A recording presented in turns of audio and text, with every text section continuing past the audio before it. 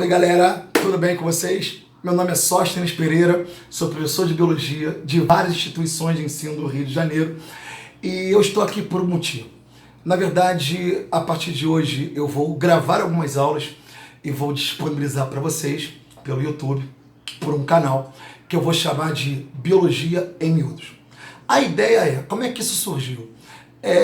Milhares de alunos já passaram pela minha vida. Ultimamente, muitos alunos vêm me cobrando isso. Poxa, Sóstenes, por que você não faz alguns vídeos, coloca no YouTube, pra gente acompanhar a tua aula, de repente, pela internet? Pô, seria tão legal. Eu sou meio tímido para isso, relutei muito, mas eu resolvi fazer. Eu acho que ao longo da minha trajetória como professor, eu já impactei muitas vidas. Eu não tenho muitas pretensões com relação a isso, galera. Eu tenho a expectativa, de repente, de conseguir ajudar, impactar outras vidas que eu, de repente, não tenho contato. Tá legal? Então, assim, eu espero muito que você goste. Na verdade, é uma aula muito simples. Sou eu e uma câmera eletromagnética que eu controlo com o meu dedo. Olha que sensacional. Um investimento trilhardário.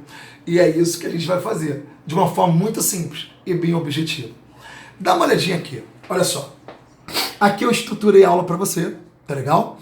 É sobre isso que nós vamos falar. Propriedades. E de que forma isso pode se encaixar no seu dia a dia. Galera, olha só, 70% do nosso corpo é feito de água, tá? O planeta tem 75%, nosso corpo 70%. Mas só achamos, me dá um toque de uma parada. Se nosso corpo tem 70% de água, não era pra gente ser meio líquido? Sim, galera, sim. Nosso corpo tem 70% de água. Nós não somos líquidos, nós somos um colóide. É porque a maior parte dessa água está empacotada em membranas lipídicas. Logo, a água dentro da célula acaba dando para a gente essa propriedade coloidal. Tudo bem? Vamos lá, vou mostrar um pouquinho. Olha só, a água tem forma molecular H2O. Tudo bem? Deixa eu te mostrar uma coisa. O oxigênio tem número atômico 8, tá? A distribuição eletrônica são 2 elétrons na camada K e 6 elétrons na camada L. O hidrogênio só tem 1 elétron. Logo, o oxigênio vai compartilhar elétrons com o hidrogênio. Mas presta atenção. Eles estão compartilhando elétrons, tá? De um lado para outro. Então, um oxigênio se juntam a 2 átomos de hidrogênio.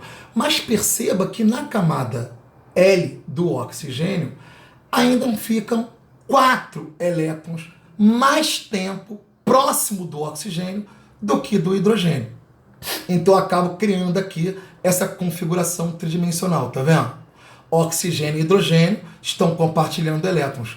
E eu tenho 4 elétrons mais próximos do oxigênio, fazendo com que ele seja mais eletronegativo.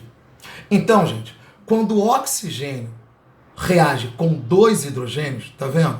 Aqui eu tenho 2 ligações interatômicas formando um ângulo de 104,5 graus.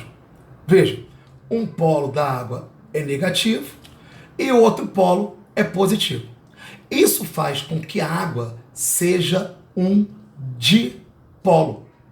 Logo, ele vai poder reagir ou dissolver qualquer molécula que também seja polarizada.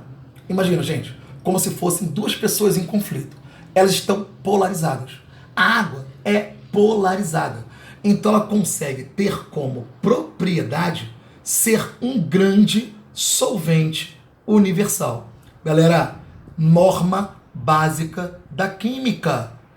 Polar atrai polar. Ok? Polar dissolve polar. Apolar dissolve apolar. Se o lipídio, a gordura, é uma molécula sem cargas aparentes, ela é apolar. Logo, a água não consegue dissolver a gordura. Ok?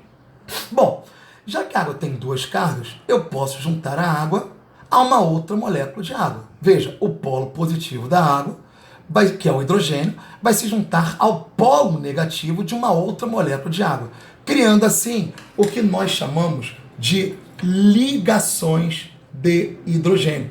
Isso é uma ligação de hidrogênio.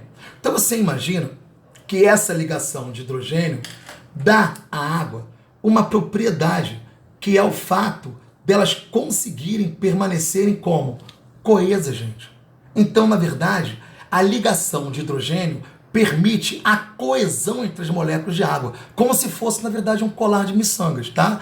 Cada bolinha é uma molécula de água e o nylon seria justamente as ligações de hidrogênio.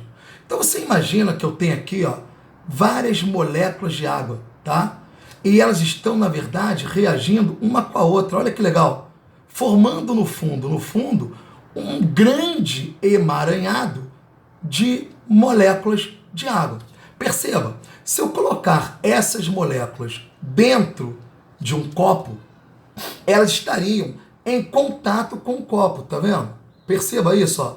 Elas estariam em contato com o copo. Isso faz com que, na verdade, a água também tenha a propriedade de se aderir às paredes. Gente, já perceberam?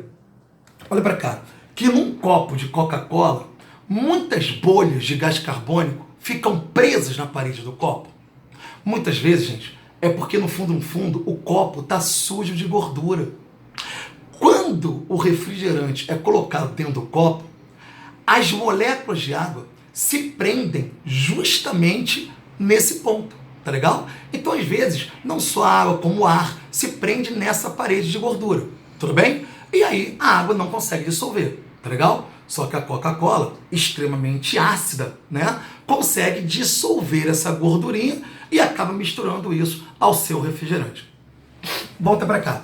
Uma outra propriedade, gente, é que a água tem uma alta constante dielétrica, tudo bem? A capacidade que ela tem de separar íons com cargas opostas. Olha que legal. Aqui eu tenho o sal, o NaCl, aqui eu tenho a água. Perceba que o sal, por ser iônico, gerou duas partículas, o sódio e o cloro. O sódio vai se prender à parte negativa de uma molécula de água, que é o oxigênio. O cloro vai se prender à parte positiva da molécula de água, que é o hidrogênio. Olha que legal, gente. Um sal prendeu duas moléculas de água, ok? Isso tem muito a ver com a elevação de pressão, porque quanto mais água nos vasos, maior vai ser a pressão desses vasos. Outra propriedade é que a água participa de reações metabólicas. Veja bem, aqui eu tenho uma molécula de glicose, aqui eu tenho uma outra molécula de glicose. Elas estão se juntando. O nome disso é anabolismo. Para isso acontecer, existe perda de água. Veja, anabolismo, reações de construção, perdi água. Criei aqui uma molécula de maltose, tá vendo? Ligada por uma ligação glicosídica. Para eu quebrar essa molécula, eu vou pedir ajuda a uma enzima, que a gente chama de maltase. Veja, agora eu estou falando em catabolismo. A enzima vai quebrar essa molécula, mas para isso vai entrar água. Galera, toda reação de construção perde água. Toda reação de quebra ganha água. Então a gente consegue hidrolisar moléculas e condensar, perdendo água ou ganhando água. Bom, nos seres vivos, a gente tem no ser humano cerca de 70% de água. Por exemplo, uma anêmona chega a basicamente 95% de água. Nós temos no cérebro 85% de água. No sangue, 70%. Caramba, sós, engraçado. O sangue é líquido, o cérebro não. Gente, lembra que a maior parte dessa água está justamente dentro da célula. Por isso que no fundo, eu tenho mais água no cérebro, mas o cérebro não é líquido como o sangue, que tem menos água. Na idade, pessoas mais idosas têm menos água. Logo, o metabolismo dela acaba sendo o quê? Menor. Pessoas mais jovens, galera, mais água. Logo, eu chego à conclusão que elas apresentam o metabolismo maior. Viu, gente? A água tem forte responsabilidade em reações metabólicas. Uma outra propriedade é que a água tem um alto calor específico. Só o que seria isso? A quantidade de calor que eu preciso para elevar 1 grama de água, 1 grau Celsius. Também tem um alto ponto de vaporização. Para a água poder evaporar, eu preciso de muito calor. Mas isso é bom em quê? Galera, isso é bom que essas duas propriedades dão para a água o papel de regulador térmico. Ele é um grande moderador, principalmente para alguns animais, que nós chamamos de animais homeotérmicos ou animais endotérmicos, que é o caso de aves e mamíferos. Presta atenção aqui, gente, olha só. O gráfico é bem simples. Vamos imaginar que aqui eu tenha a temperatura do corpo de um indivíduo, tá? A temperatura corporal. E aqui eu tenha a temperatura ambiental. Então, temperatura do corpo, temperatura do ambiente, ok?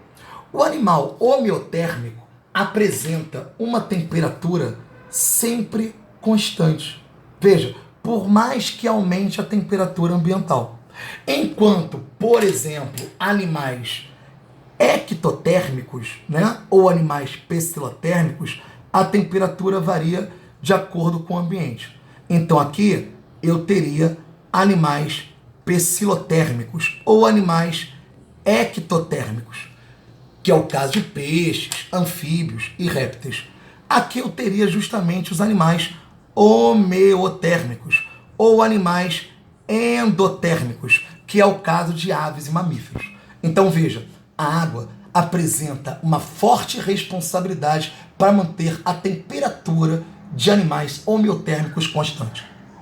Uma outra coisa, galera, é que a água gera pressão hidrostática. O que seria pressão hidrostática? É a pressão que um líquido exerce sobre uma superfície. Então olha para cá, gente, ó. Vamos imaginar que aqui eu tenha uma superfície qualquer, tudo bem? E aqui eu tenha água, tá claro? Quanto mais água eu tiver sobre essa superfície, maior vai ser a pressão sobre essa superfície. Agora imagina que eu imprima uma força nessas moléculas.